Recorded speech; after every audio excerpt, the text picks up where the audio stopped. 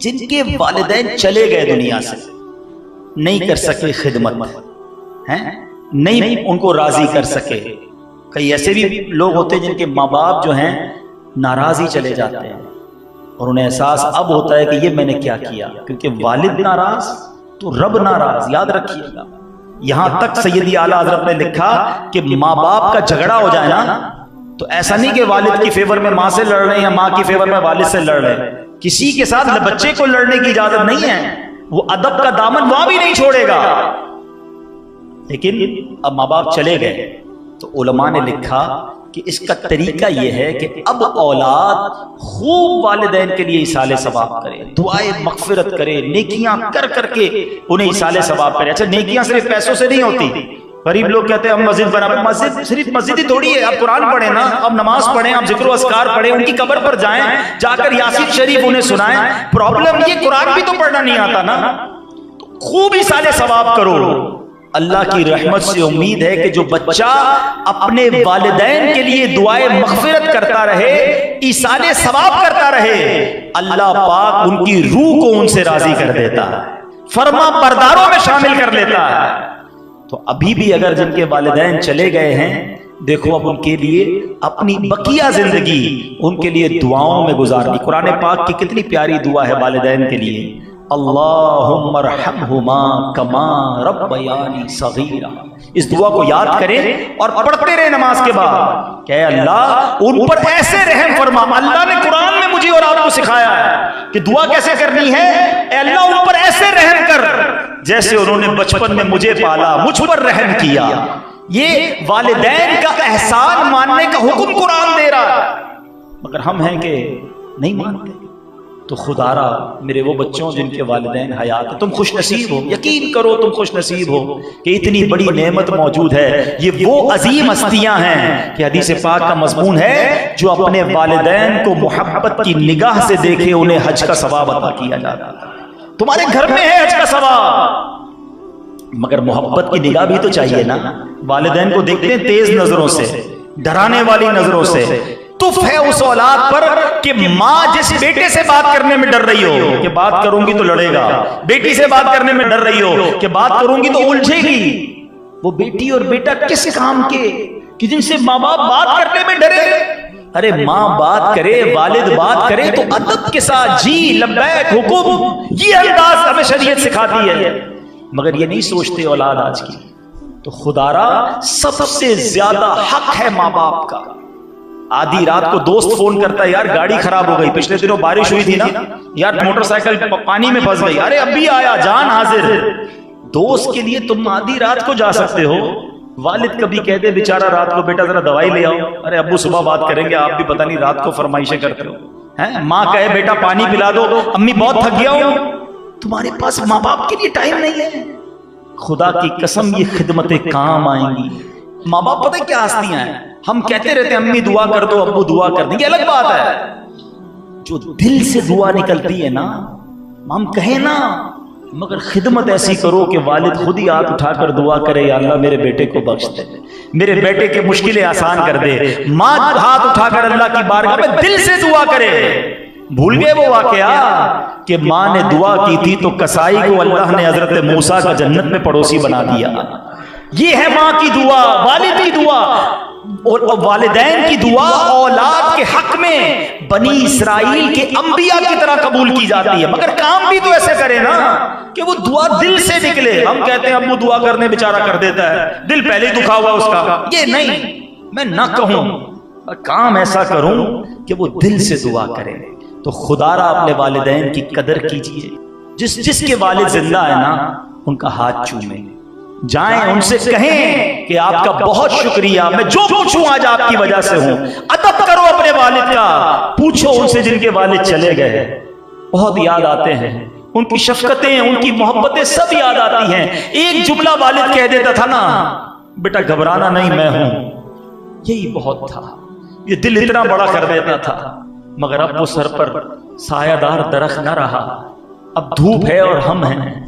خدا کی قسم ماں باپ چلے جائیں نا تو بندے کو لگتا ہے تنہا صحرا میں کھڑا ہوں، اوپر کوئی درخت نہیں ہے، اوپر کوئی سایہ نہیں ہے، وہ دعائیں نہیں ہیں. آج ہیں تو قدر کر لو، دعائیں لے دو. اور چلے گئے تو اب ان کی قبر پر جا کر ان کو ایصال ثواب کرے. کتنی عظیم ہستیاں ہیں کہ جو بیٹا جمعے کے دن ماں باپ کی قبر پر جا کر سورہ یاسین پڑھے، ماں باپ کو تو جو ملنا ہے ملے گا، پڑھنے والے بیٹے کی بھی مغفرت کر دی جاتی ہے. یہ فیضان ان کا ان کی قبروں سے جاری رہتا ہے. مگر لینے والا بھی تو ہونا. اللہ پاک نے یہ والد اتنی بڑی نعمت دی ہے جو انگلی پکڑ کر سکھاتا ہے. والد ہمیشہ چاہتا ہے میرا بیٹا ترقی کرے. یاد رکھیں دنیا میں ہمیں کوئی ترقی دیکھنے میں عموماً لوگ پسند نہیں کر رہے ہوتے، حسد ہو جاتا ہے نا لوگوں کو. مگر ماں باپ وہ ہستی ہیں، اور خاص طور پہ والد، کہ جب بیٹا ترقی کرتا ہے اسے خوشی ہوتی ہے. کیونکہ والد اور بیٹے کا جو رشتہ ہے، والد اور اولاد کا جو رشتہ ہے وہ اور رشتہ ہے، وہ بے لوث رشتہ ہے. وہ اپنے غم سہے گا، اپنے بچوں کو غمگین نہیں ہونے دے گا. بچہ ڈی مورلائز ہو جائے، بچہ کسی مشکل میں آ جائے، وہ اس کا حوصلہ بڑھائے گا، اسے کہے گا بیٹا گھبرانا نہیں، میں ہوں نا.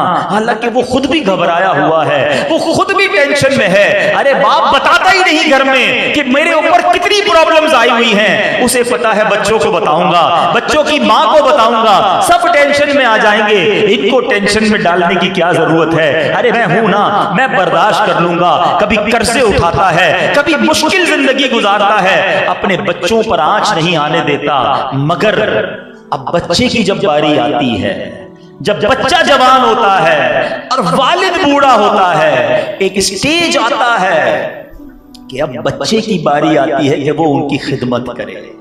یاد رکھیے گا اگر ہم اور آپ ساری زندگی بھی ماں باپ کی خدمت کریں، ان کا احسان نہیں اتار سکتے، ان کا بدلہ نہیں اتار سکتے. کیونکہ انہوں نے جب ہماری خدمت کی، جب چلنا نہیں آتا تھا، جب کھانا نہیں آتا تھا، جب بے لباس تھے، جب کمزور تھے، انہوں نے جب ہماری ہمت کی اور ہمیں ایک جس کو کہیں کہ تناور درخت بنایا. اب باری ان کی ہے. خوش نصیب ہیں وہ بچے. ایک بات یاد رکھیے گا، خوش نصیب ہے وہ اولاد جس کو ماں باپ کی خدمت کا موقع ملتا ہے. ورنہ کئی ماں باپ تو وہ ہوتے ہیں جو خدمت کا موقع بھی نہیں دیتے، خدمت ہماری کرتے کرتے دنیا سے چلے جاتے ہیں. بندہ کہتا ہے مجھے تو چانس ہی نہیں ملا، آخر وقت تک والد ہی ہمیں کھلاتا رہا، والد ہی ہمارے ہم پر مہربانی کرتا رہا، ہماری ماں ہی ہم پر مہربانی کرتی رہی. ارے ہمیں تو موقع ہی نہیں دیا کہ ہم ان کی کچھ خدمت کر سکیں. اور اس سے بڑا بد نصیب کون ہے جس کو والد یا والدہ کی خدمت کا موقع ملا.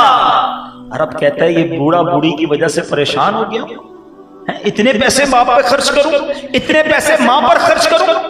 تف ہے اس اولاد پر کہ جو اپنے والدین کی خدمت کو بوجھ سمجھتے ہیں. خدارا یہ میرے اور آپ کے روپیوں کا، پیسوں کا نصیب ہے کہ وہ والدین پر کچھ خرچ ہو جائے. کیونکہ ساری زندگی تو انہوں نے خرچ کیا نا، جو کچھ دیا انہوں نے دیا.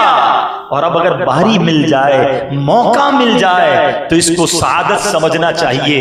ایک بات یاد رکھ کر لو جتنے نوجوان مجھے سن رہے ہیں کہ میں اور آپ جو کچھ ہے نا، اگر شہرت ملی، دولت ملی، عزت ملی، یہ ماں باپ کا صدقہ ہے. اور اس میں والد کا بہت بڑا کردار ہے. بعض اوقات ہم والد کو ایکنالج بھی نہیں کرتے، مہربانی بھی نہیں کہتے، شکریہ بھی نہیں کہتے. حالانکہ اگر میری ماں مجھے کھلاتی ہے، میری ماں سینے لگاتی ہے، میری ماں مجھے کوئی چیز دلا کر دیتی ہے، تو پیچھے سے ماں کو پیسے کون دیتا ہے؟ کما کے لا کر کون دیتا ہے؟ ارے پورے گھر کا پلر ہوتا ہے والد. مگر والد کو نارملی کوئی ریکگنائز نہیں کر رہا ہوتا، اس کا شکریہ نہیں کہہ رہا ہوتا، اس کی اس تکلیف کو نہیں مان رہا ہوتا. حالانکہ پورے گھر کا محسن، پورے گھر کے لیے سایہ دار درخت اگر کوئی ہے تو وہ ہمارا والد ہے، جو بیچارہ محنت کر رہا ہوتا ہے، ہمیں سایہ دے رہا ہوتا ہے، ہمیں نواز رہا ہوتا ہے. اور یہ میں نہیں کہہ رہا کہ جو کچھ ملا یا میرے پاس جو کچھ ہے وہ میرے والد کا ہے، یہ میں نہیں کہہ رہا. میں آپ کو ایک واقعہ سناتا ہوں، اور یہ نبی پاک کے دور کا واقعہ سنیے گا. اتنا جس کو کہیے کہ دل پہ لگنے والا واقعہ ہے کہ پیارے آقا علیہ الصلوۃ والسلام کی بارگاہ میں ایک بیٹا باپ کی شکایت لے کر آ رہا ہے کہ حضور میرا والد جو ہے میرا مال لینا چاہتا ہے. نبی پاک نے فرمایا اچھا ایسا کرو اپنے والد کو لے لو. والد کو لے کر آیا، بوڑھا والد بھی آ گیا.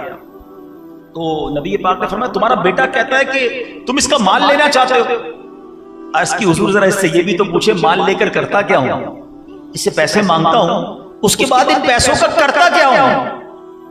میں کیا فضولیات پہ اڑاتا ہوں یا اپنے عزیز و اقارب کی مہمان نوازی کرتا ہوں اور اپنے بال بچوں پر ضروریات پر خرچ کرتا ہوں؟ میں اور کچھ نہیں کرتا، پیسے لیتا ہوں اس سے، ضروریات پر بچوں پہ خرچ کرتا ہوں، اپنے کچھ رشتہ داروں کو دیتا ہوں۔ ابھی گفتگو جاری ہے، اتنے میں جبریل امین حاضر ہوئے کہ حضور اس والد نے دل ہی دل میں کچھ اشعار لکھے ہیں، ابھی تک اس کی زبان، اپنی زبان پر بھی وہ شعر آئے نہیں ہیں، بچے کے اس رویے پر اس والد نے کچھ اشعار لکھے ہیں، حضور آپ اس سے کہیے کہ وہ اشعار سنائے۔ نبی پاک نے فرمایا تم نے کچھ اشعار لکھے ہیں؟ اشعار سوچے، لکھے بھی نہیں، زبان سے وہ نکلے نہیں ہیں، اس سچویشن پر تم نے کچھ اشعار سوچے؟ کیا خوبصورت جملہ کہا کہ اللہ پاک ہمیشہ آپ کے معجزات کے ذریعے ہمارے دلی یقین اور بصیرت میں اضافہ کرتا رہتا ہے۔ حضور آپ کیسے جانتے ہیں؟ کیا بات ہے، نبی پاک نے غیب کی خبر دی نا، اس نے تو نہیں کہا تھا میں نے کوئی اشعار لکھے ہیں۔ اب اس والد نے وہ اشعار سنائے نبی پاک، اس کا عربی میں ہے، اس کا اردو ترجمہ سنیں۔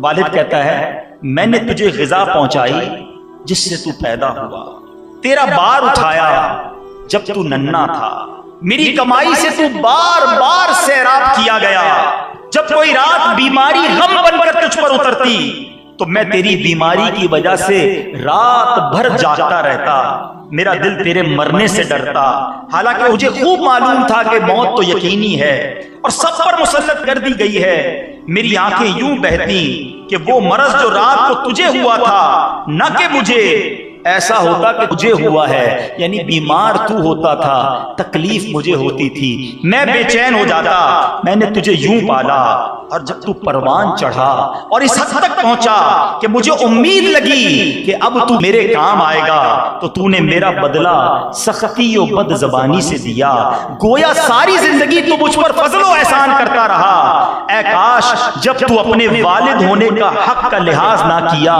تو ایسا ہی سلوک کر لیتا، یعنی والد کا حق تو نہیں تو نے ادا کیا مگر میرے ساتھ ایسا ہی سلوک کر لیتا جیسا ایک پڑوسی دوسرے پڑوسی کے ساتھ کرتا ہے، اتنا تو میرا خیال رکھ لیتا۔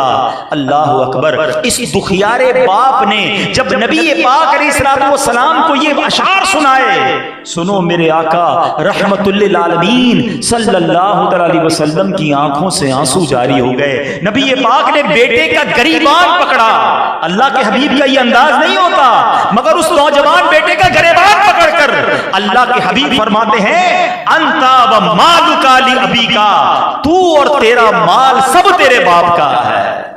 یہ میرے آقا نے فرمایا کہ میرا سب کچھ میرے ماں باپ کا ہے، میرے والد کا ہے۔ پیسے دیتے ہوئے بندہ کہتا ہے ابو یہ میرے ہی آپ کے ہیں، کتنے دوں، بار بار کیوں مانگتے ہو؟ میرے باپ نے مجھے کھلاتے وقت یہ نہیں کہا تھا، اپنا نوالا روک کر میرے منہ میں ڈالا تھا، اپنی خواہشیں مار کر مجھے پالا تھا۔ ابو کو نئے لباس پہ کم دیکھا ہوگا آپ نے، ہمیں نئے نئے لباس نئے نئے جوتے لا کر دیے، جو مانگا ہمارے والد نے ہمیں لا کر دیا۔ کبھی سوچا کہ والد نے اپنے لیے کب کیا خریدا؟ کبھی کہا ہو کہ بیٹا آج یہ جوتے بڑے پسند سے میں لایا، ارے لائے بھی تو میں اپنے بیٹے کے لیے لایا، میں اپنی بیٹی کے لیے لایا ہوں، میں اپنی بیوی کے لیے، ارے کبھی ماں کبھی بچے کبھی بچیوں کی خدمت میرا باپ کرتا رہا۔ کبھی سوچا کہ اس نے اپنی زندگی کے لیے کیا کیا؟ یہ ماں باپ کمال کی ہستیاں ہیں، یہ اپنے لیے نہیں جیتے، یہ بچوں کے لیے جیتے ہیں۔ اور جب بچہ بڑا ہو جائے کبھی سوچو یار کہ ہمارا ایک جملہ اگر بے ادبی کا ہم کہہ دیتے ہوں گے، ان کا دل کتنا کرچی کرچی ہوتا ہوگا کہ 2-3 بار بات کر لی تو ڈانٹنے آ جاتا ہے۔ ہاں ایسا بھی ہے، حالانکہ کتابوں میں یہ ادب لکھا ہے کہ بیٹا باپ کے سامنے ایسا رہے جیسا غلام آقا کے سامنے ہوتا ہے، کہ غلام کو جب آرڈر دے تو غلام کہے لبیک۔ یہ ہے ادب باپ کا بیٹے پر، والد کا حق ہے بیٹے پر کہ بیٹا اس طرح زندگی گزارے۔ مگر حال کیا ہے کہ آج بیٹا باپ غلام بنا ہوا ہے بیٹے کے آگے۔ باپ کہتا ہے بیٹا تھوڑے سے پیسے، نہیں ابو نہیں ہے، باپ بیٹا تھوڑا سا کام، نہیں میرے پاس ٹائم نہیں ہے، میں ابھی مصروف ہوں، اس طرح جواب دیتا ہے بیٹا۔ سوچو یہ کیا کر رہے ہو؟ اور یاد رکھیے احادیث میں یہ مضمون موجود ہے، اور گناہوں کی سزا قیامت کے دن دی جائے گی۔ اللہ ناراض ہوا تو عذاب ادھر دیا جائے گا،